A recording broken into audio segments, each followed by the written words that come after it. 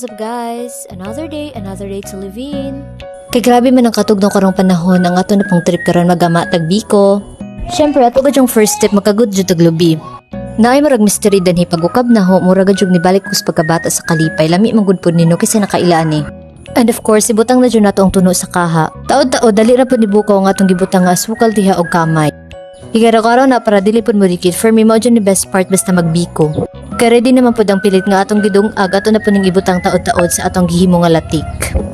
Dili na ta magdugay-dugay gibutang na ang pilit sa latik kay mura gabukaw-bukaw na gud ang latik humot na kaayo. Nagkuha na po tagdahon sa saging kay atong itakob sa Biko.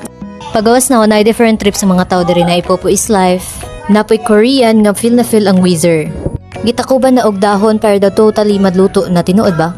Ready na po tag mga tasa darino kay ato ang sudlan sa Sikwati. And Sharon! Here's our Biko guys. Mga unta ninyo, grabe ka lami humot pagyud kaayo. Perfect na si sa Weezer karon nga grabe katugnaw. Nang gintiplan na po og tabliya darino kay lami jud ni ipare sa Biko. Kay kadugo dyan pa pong kaon kay hapdus. Maong perfect og naiininit. Sa mga na-curious og sigir damig kaonog, inyuhang mga silingan magnilabakay agamua magkasinabtanay.